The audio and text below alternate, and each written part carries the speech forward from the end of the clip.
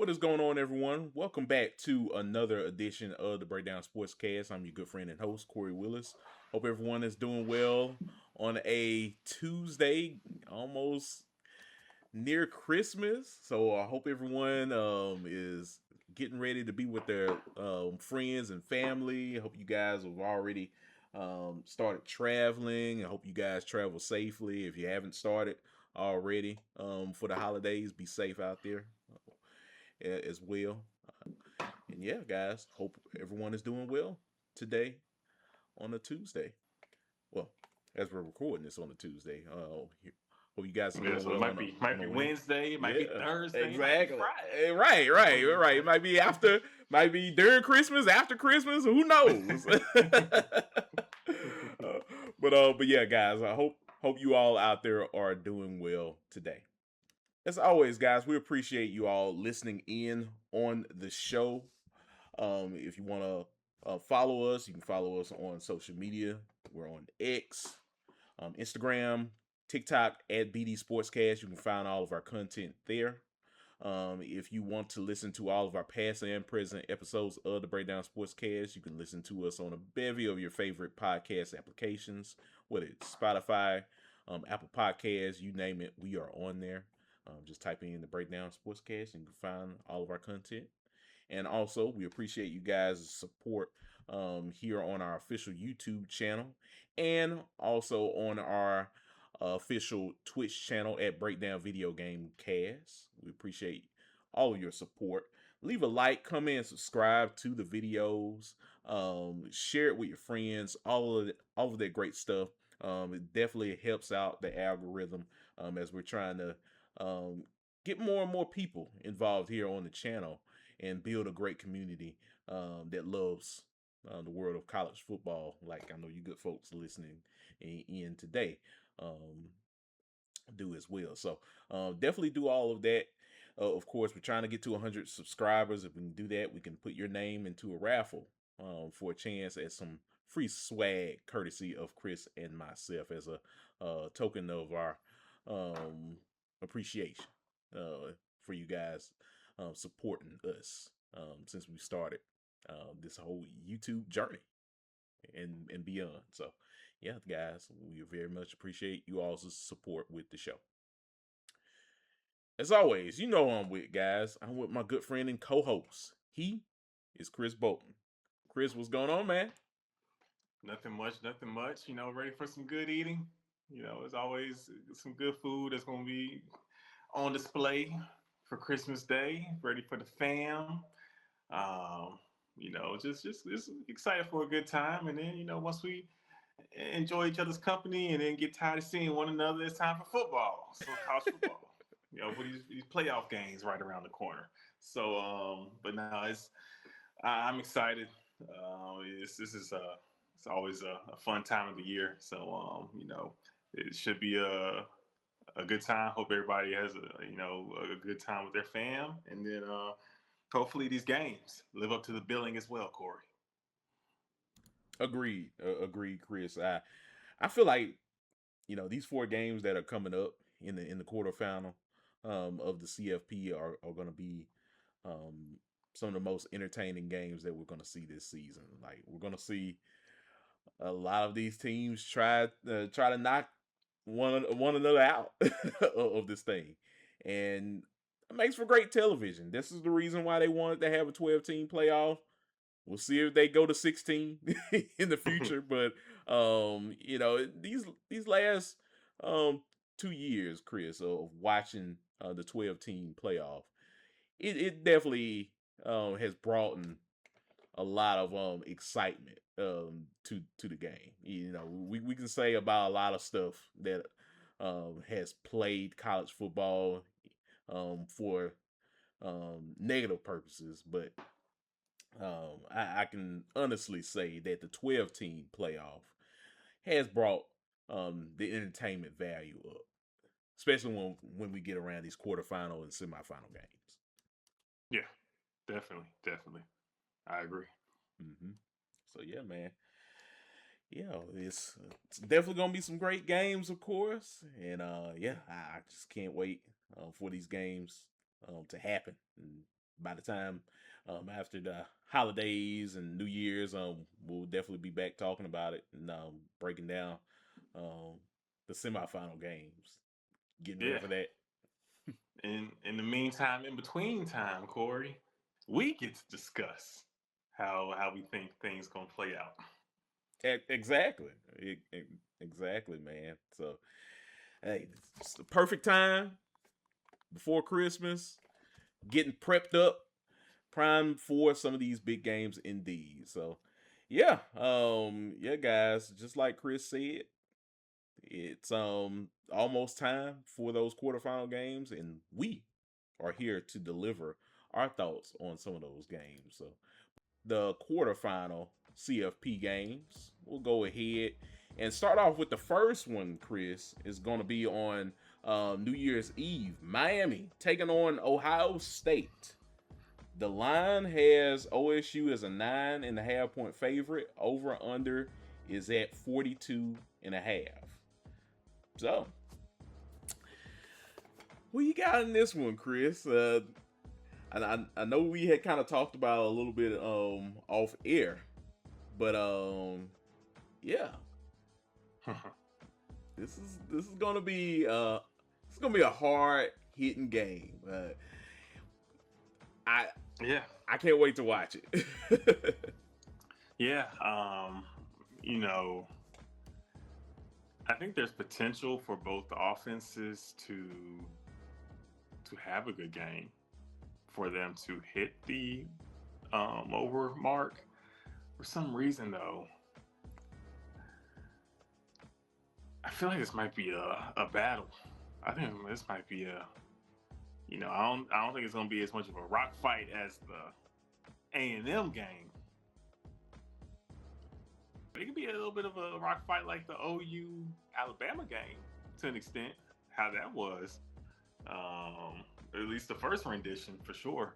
Uh, these are two very talented teams. Has Miami been the consistent monster that Ohio State has been? No. But Miami is a team that plays to the level of its comp. I think these guys will be charged up. I think they'll be ready. I think they can give Ohio State problems. I think Miami can play with Ohio State, Kory. My first instinct tells me to take Miami in the points if you're, looking at this game, because on a player to player talent across the board level, Miami can keep up with Ohio State. The difference, I think, is the coaching and the preparation, because Ohio State's staff is much more proven. Ryan Day is a national championship winning coach. You got to put respect on his name. And he's someone who made adjustments after the game. When they lost to Michigan last year inexplicably, it turned the whole season around. They started playing like a whole different team from that point on, Kory. So you can't say that they won't adjust. Ryan Day will make the necessary adjustments. What will they do in this game to I'm curious to see the game plan, because I feel like Ohio State low key, Kory, low key has been holding back this year. It kind of feels a little bit like how last season was going. We have seen them have some big games. Carnell Tate and J.R. Smith they've had their fair share of moments. I just don't think they really have been unleashed yet, Kory. And I feel like that's the wild card factor in this game. Will Ohio State really let the horses out the stable? Let them out the gate. Let what I'm saying, really let Julian Saint loose and say, we're gonna pass this thing. And that's how we're gonna win it. Because when you got the talent they have at the receiver and tight end position, Kory, it's hard not to be pass first. So I'm really curious to see, will they let these guys loose? Because Miami's run defense is extremely stout. Miami has the pass rushers. But I feel like if you're going to nitpick at Miami's defense, it is the secondary. So I'm curious to see what the game plan is. I think if they come out here and try to run the ball, that'll play into Miami's hands and benefit. Miami wants to slow this game down. I don't think they want this to be a high scoring game, high flying, high tempo game. If it's slow tempo, I'm going to say Ohio State wins by 20-17. It'll be rough, tough, but ultimately Ohio State and the talent that they have and the staff that they have will figure it out enough to squeak by if they play into Miami's hands. If this becomes a little bit more of a shootout, Carson Beck is good, but I also feel like Carson Beck is liable to give one to you, especially when we're talking about Ohio State's defense. If it becomes a game where you need Carson Beck to go win it, not saying he can't, but I think there will be some balls that he throws that will be in the line of fire and will be liable to be intercepted. And if that happens, Ohio State can mess around and run around, run away with this game 31-17, 34-17, something like that. But I'm going to say it's going to be a slow down, rely on Fletcher kind of game. Miami hopes to tough it out, but Ohio State ultimately will win this one, Kory. 2017. Very tightly contested matchup for sure, Chris. I'm starting to think that this game is going to be a tightly contested matchup as well. Maybe not on the level of the Big Ten championship. That game was like taking us back to the 50s, boy. Yeah. With the lack of scoring that both Indiana and Ohio State had. But I think in particular, this Miami team, this Miami defense, very tough, very physical. Ohio State's defense, very tough and physical. I think it is going to be more of that 42 and a half ish over under. I think Vegas is coming on to something with that, Chris. I'm with you all the way. I think who's going to break loose in this game in terms of that, I think Ohio State just has a little bit more in the tank than Miami. Nothing against Miami. I think they're going to play lights out as best as they can all season, offensively and defensively. But I think when you have guys like Cornell Tate, and you have guys like Jeremiah Smith, these are world-class receivers, folks. They can hurt you. They can strike We'll fast. be talking about them on Sundays. Exactly. Carnell next year on Sundays, and then Jeremiah the year after. Yeah. These guys can strike, and they can strike fast and effectively whenever they need to. Give me Ohio State to win this game. It's not going to be easy. Just like you said, Chris, I'm going to say 28-24 in this one. Give it to Ohio State to win this game. I think they're just going to be just a little bit more efficient than Miami. Yeah, I can definitely see it. And I can see a world where Ohio State runs off on Miami too. Mm-hmm. I think that is possible, just because of no slights Miami staff, but like if there really is a true levels to this and a true gap in the coaching staffs, that is enough for Ohio State to mess around and do what Texas A&M couldn't. A&M was on the other side of 50. They continuously crossed the 50, Kory. They were living in Miami's territory. They just couldn't convert. You give a team like Ohio State that many opportunities, I feel like Ohio State is going to convert more times than not. And not just for 3, Kory. I think for 6+1. So there is that possibility to where Ohio State could run off with this thing. But if Miami does play its top tier game, don't be surprised, people, if this game is looking eerily like the 0-2 national championship where it's real tight. You might mess around and get overtime. Like, Miami has the talent to play with Ohio State. I think what we're really going to learn is just how good just how well coached is Miami? Can they execute when the lights shine the brightest? Because Ohio State's been here before. It's been a second since we've seen Miami in this position. No. You're absolutely right, Chris. So yeah, it like like me and you are saying, I think this is going to be a tightly contested matchup.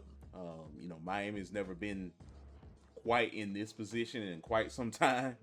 Mm-hmm. That's one of the reasons why I think they're going to compete.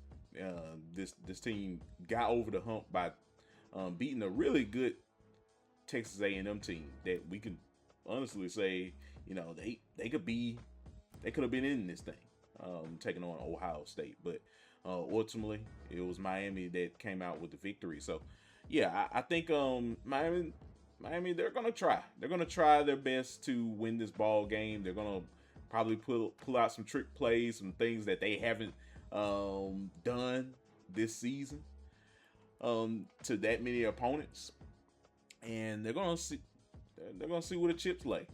Um, that's what you got to do at this point of the season. This is the playoffs, and if you want to advance and make it to a national championship, you got to go all the way and literally take no plays off. You got to try everything, especially against the defending national champions, that being the Ohio State Buckeyes. Yes, sir. So it's gonna be a fun one indeed, my brother. Can't wait for this matchup to take place, and yeah, we'll be talking about it after the holiday break to go over it and see just what happened. Yes, Indeed. sir. So yeah, man, we'll see. Well, Chris, we will move along to the next game.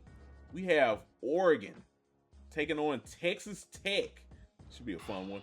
The line right now, Oregon is a 1.5 point favorite. Chris, I know you're stressed out. Look, I'm sure that's the way that Dan Lannon was after watching that JMU game. I bet you he was. Oh, he was seething.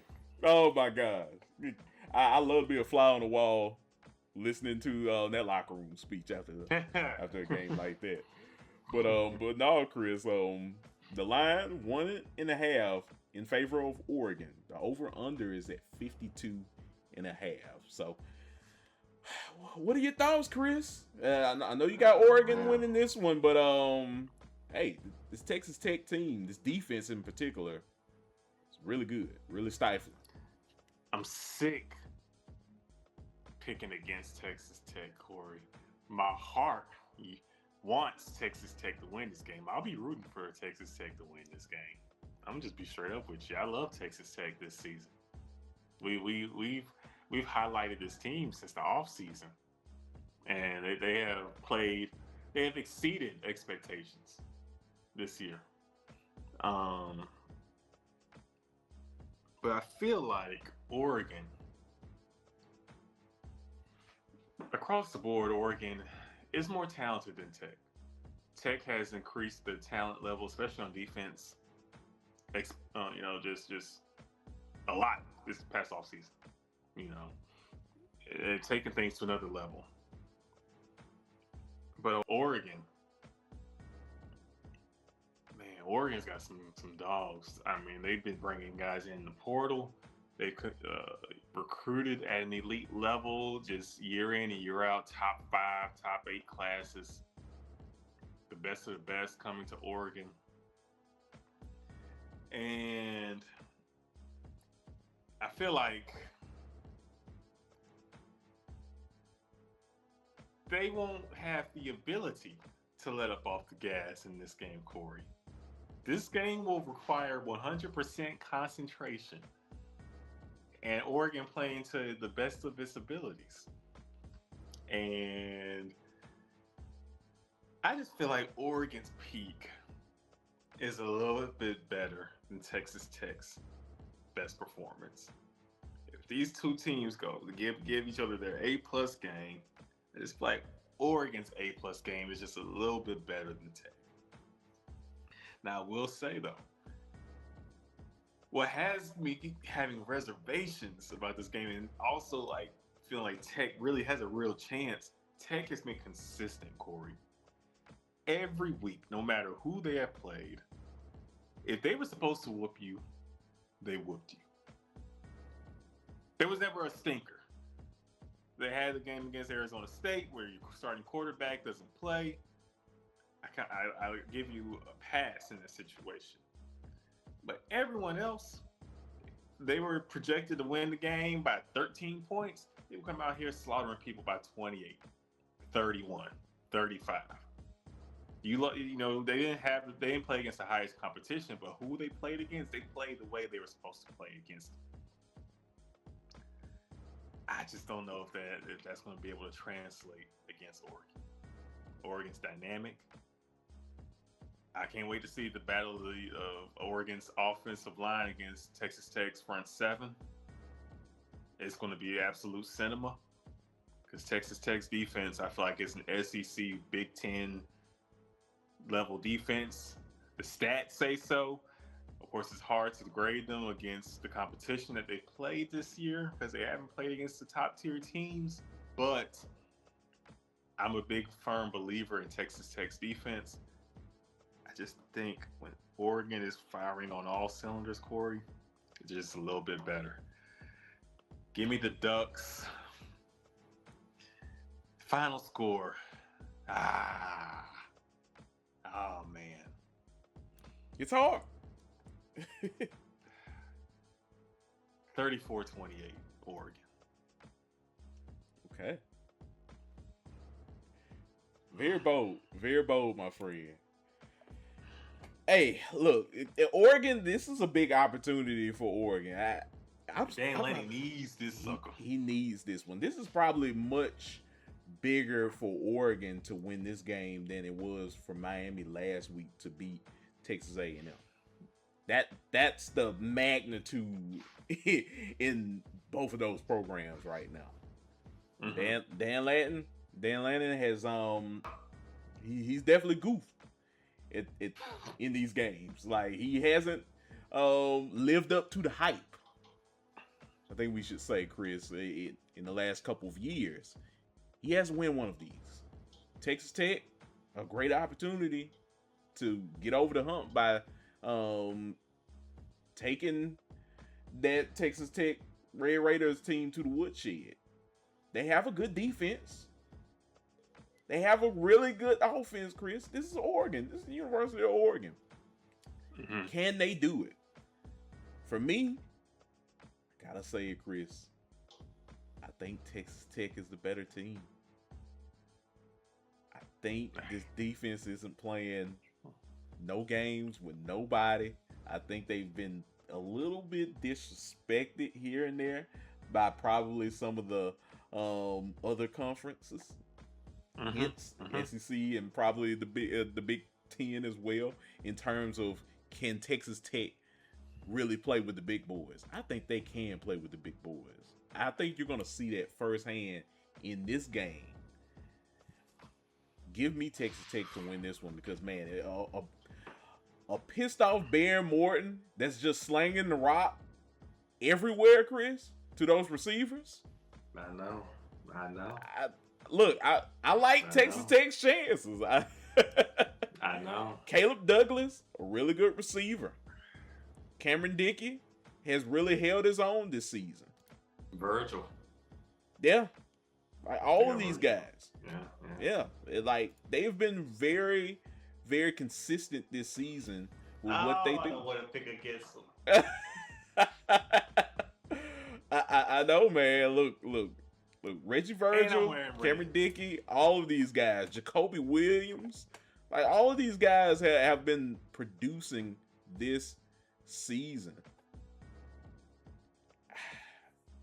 Micah Hudson, you can't forget about him. Yeah, man. Give me Texas Tech to win this one. Score, I got to go ahead and give it to Texas Tech. I'll say 35-24. Texas Tech wins.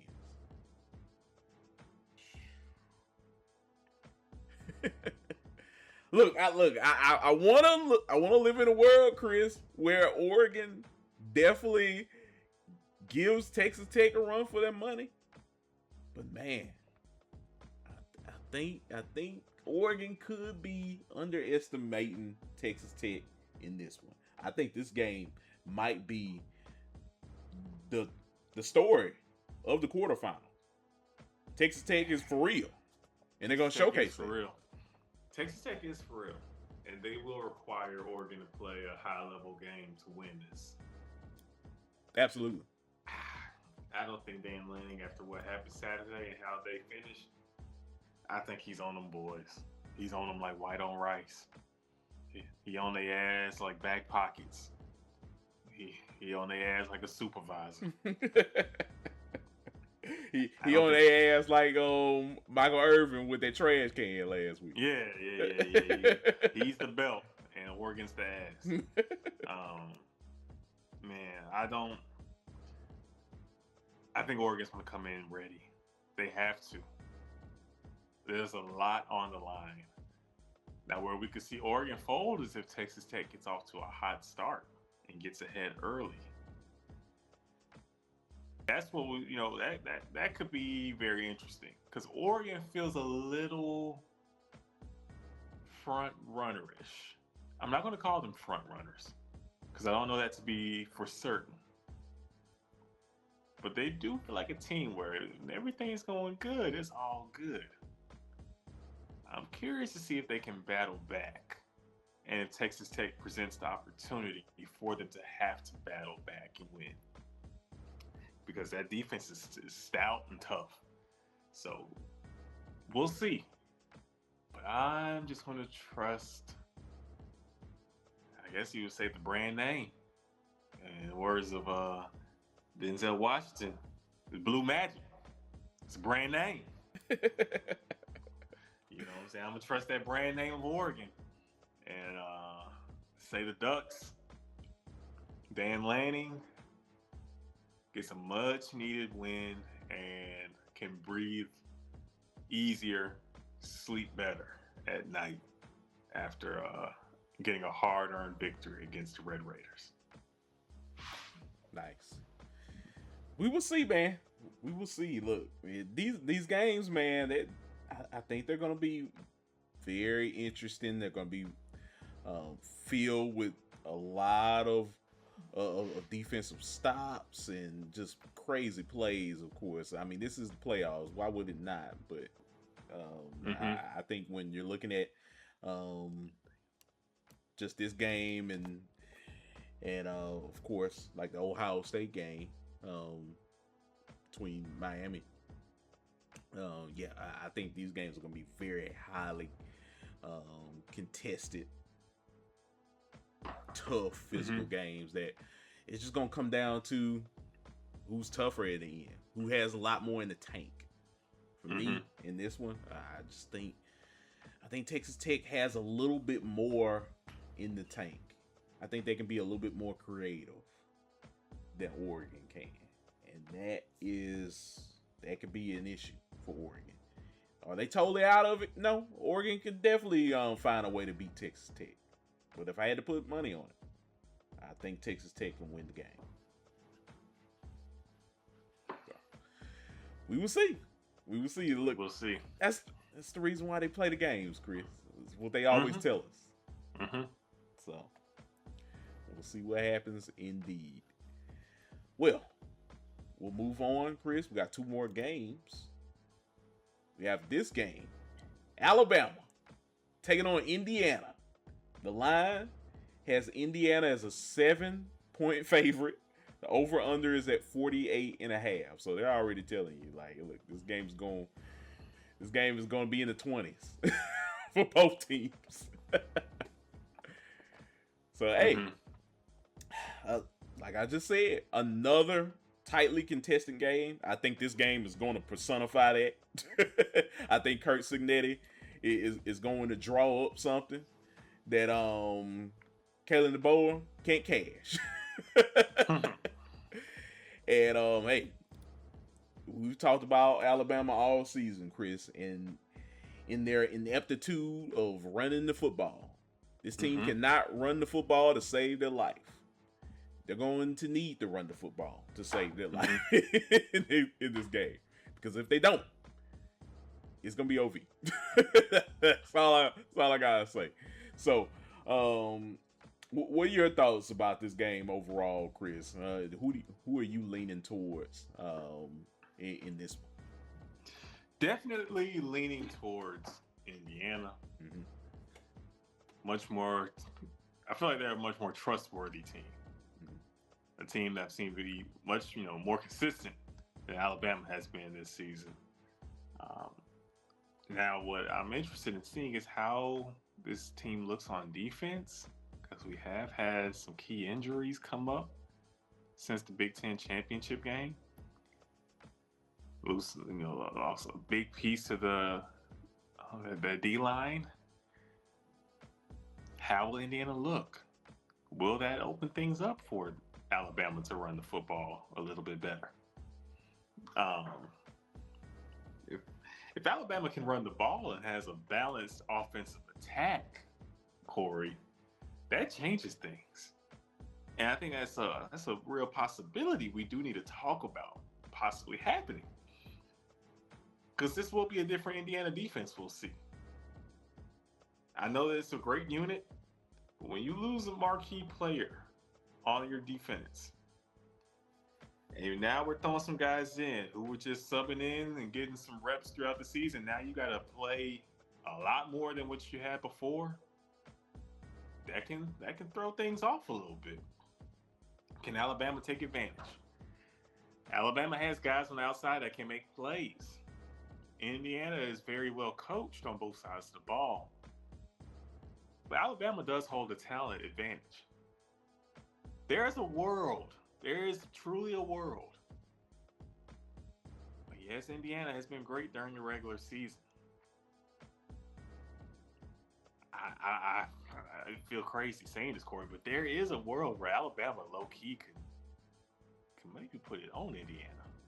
Like, I know it sounds crazy because Alabama has not been consistent, but we have seen when Alabama plays up to the level of football they're capable of playing. Hey man, the boys, they look good now. They look like Alabama when they play ball. They look like a team that's full of talent, full of 5 stars. Defense spying around, making plays. Our receivers pulling 99 spec catches on you, like Jeremy Bernard did against Oklahoma last week. Um, they got some guys that can make plays, and I think it will be naive to overlook the talent that Alabama has on that side, on their sidelines. Just to be honest with you, so I do lean Indiana. And I feel like over the course of 4 quarters, Indiana being a more disciplined team, a team that can maybe take advantage of the mistakes that Alabama can present to them and maybe minimize the opportunities for Alabama to capitalize on others' mistakes because of how well coached and disciplined they are. I lean towards Indiana chopping down that tree and winning by 10 points. But there is a world, Kory. I just want to say it. Alabama is a live dog, and if you believe in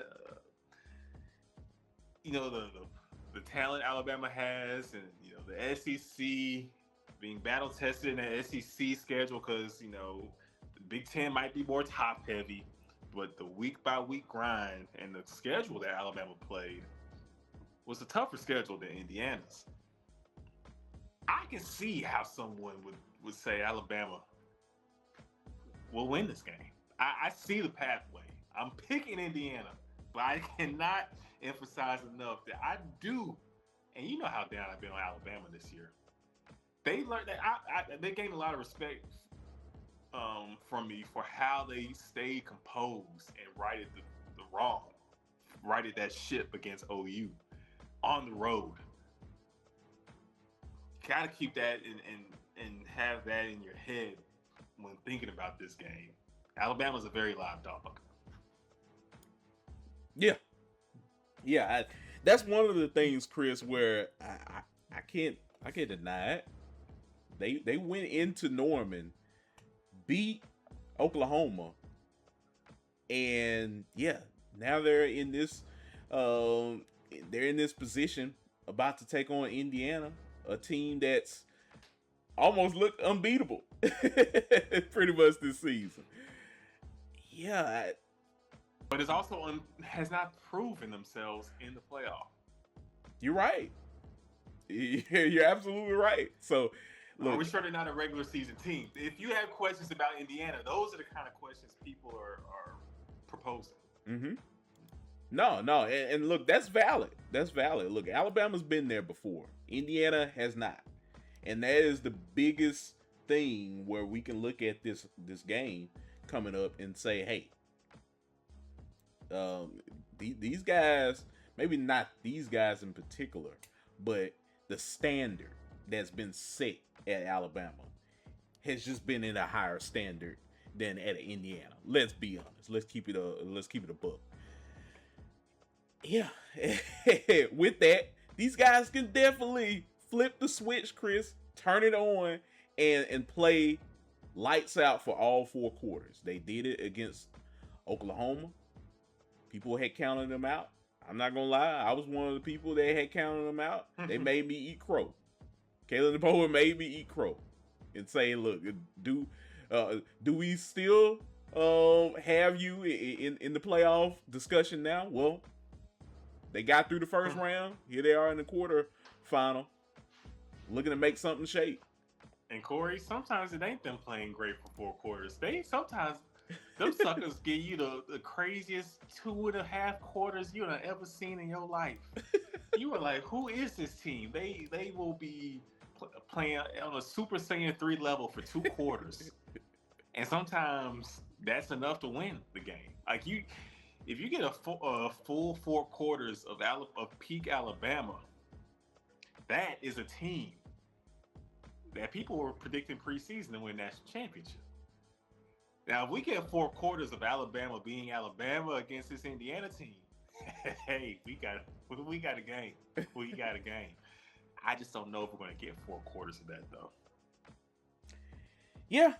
I mean, that's the interesting thing about this one, Chris. Like, are we going to get a 4-quarter Alabama football team, or are they going to struggle like they did in the SEC championship? We don't know. I mean, it's the reason why they just won. They struggled against Oklahoma. Exactly. Look, they had to come back in that game. So, yeah, man, it's this is gonna be an interesting ball game to say the least, Chris. I can't wait to watch it. Can't wait for us to break it down.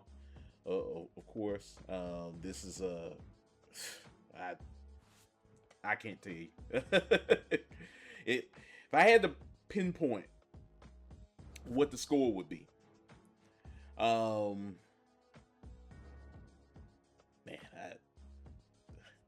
I got 30-20.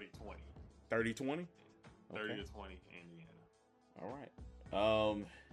Give me Indiana to still win this ball game. It's gonna be tough.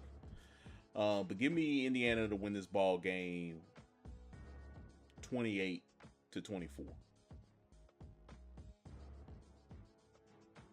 So yeah, I think Fernando Mendoza, the guy's been finding different ways to win these ball games all season.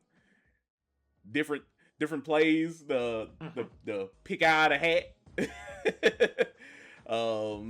Look for him to be Houdini again. So, hey man, this is definitely a toss-up game, but if I had to call someone to win, I think it would be Indiana to do it.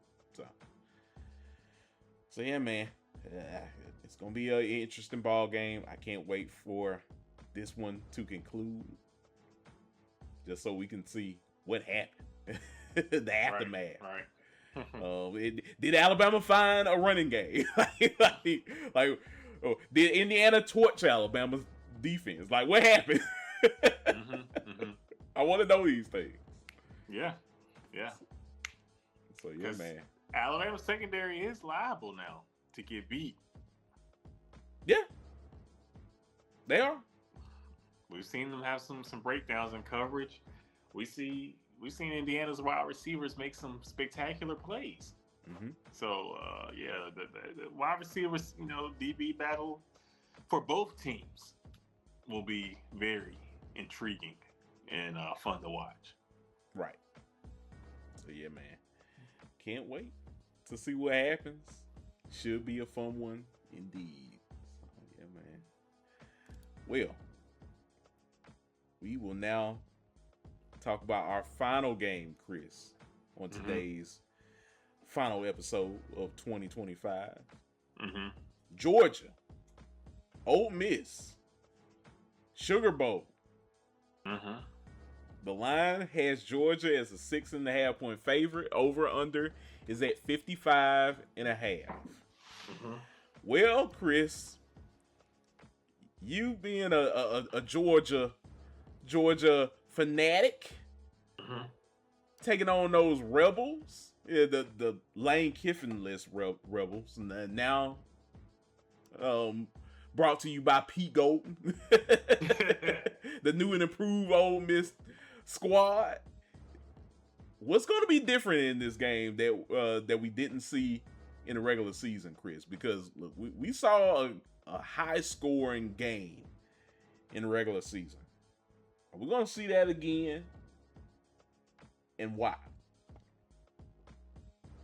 I think we will, Kory. Ole Miss secondary, their defense. I saw where they are susceptible in the Tulane game. Tulane was able to move the ball, just wasn't able to put 6 on the board the way they needed to.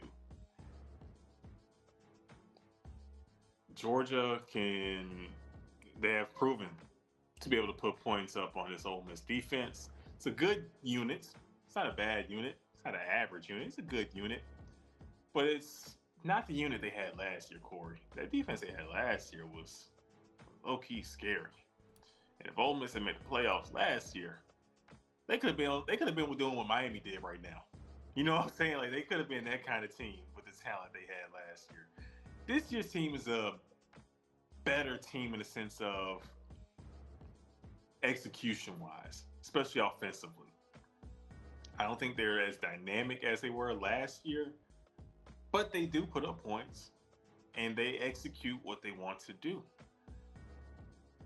Something to keep an eye on though is Lacey's availability. If he is a go in this game, that'll be big for Ole Miss. If not, Ole Miss is in trouble, Kory. Georgia will put up points in bunches, I feel like, against his defense. I feel like Georgia is rounding into form. We'll see the game plan, Coach Bobo has in place for Georgia. But I think Georgia is just kind of,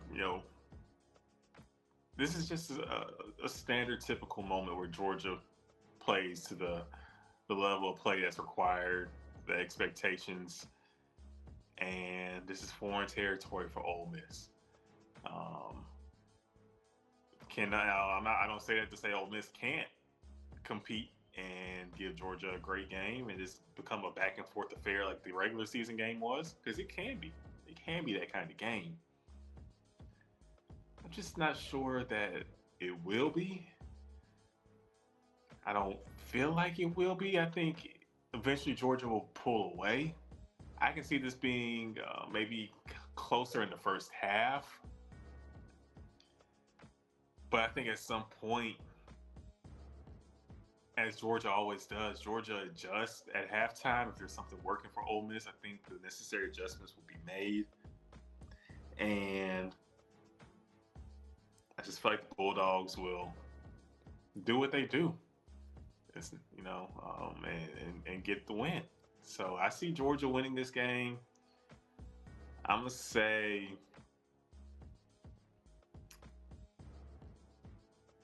37-24.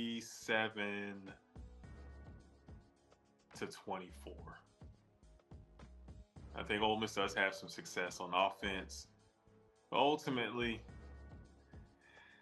this is Georgia's game to win. And I think we'll kind of feel the impact of Lane Kiffin being gone in this one. This will be the game where you'll notice that. So we'll see how everything plays out. Um, but Ole Miss now, Ole Miss can put up points, and when you have the offense that Ole Miss has, and if they get their rhythm, they can play with anybody. Honestly, offensively, it's just a matter of can their defense be opportunistic enough to slow down the opposition. And Georgia isn't the most dynamic offense. So that's what makes this game interesting. Well, I feel like Georgia will pull away. Yeah, I think Georgia's gonna pull away too. Give me give me Georgia 42, Ole Miss 35 in this one. I think Ole Miss they're gonna score their points. They're probably gonna score some late points to make the score look a little bit more prettier. But ultimately, I think Georgia is just gonna outmatch Ole Miss in terms of physicality. I think this is a more physical team than Ole Miss. Not to say Ole Miss isn't physical. They've had a decent defense this season, and they're very bend don't break a lot of times, but they still show up. Yeah, yeah. Low key, some 2014 Mississippi State to the defense. Low key. That psycho defense. Yeah, man. Jeff Collins. State defense would kind of irritate me that year, man. They let you get to the 20-yard line, but when you got in that red zone, that's when they lock up. Yeah. Yeah. No lie, Chris. So yeah, I think I think with Ole Miss being as competitive as they've been all season, I think this is going to be one of those games where they're just going to find a Georgia that's just going to lock in for 4 quarters and do what they do in moments like this. Yeah, I think this is just going to be one of those things where they're going to have to endure for 4 quarters. Yeah, Georgia isn't the flashiest offense by any means, but they can still score points when they need to. I think when you have a guy like Branch out there, Oscar Delp, Lucky, like all those guys flying around, and the running backs that have been effective as well in the running and passing attack also. I think Nick Marshall, all those guys, I think they're just gonna be a little bit too much for Ole Miss. Nate Frazier. Oh yeah, Nate Frazier. All of those guys. I think they're just ultimately just going to be a tall task for Ole Miss to take on. So yeah, give me Georgia to win this one, 42-35. I think they're gonna get that win, and they're either gonna be with Ohio State. Yeah, either Ohio State or Miami. We'll see. I'm seeing in mind. I think Ohio State is going to be more of the choice, but hey, we'll see what happens overall after the games are played. So, but I won't take anything away from Ole Miss. Of course, I mean, me and you haven't. They've had a heck of a season. Trinidad Chambers came off the bench. No one knew who this man was until he started taking the reins at the quarterback position after Austin Simmons had got hurt in the very first game of the season. So, I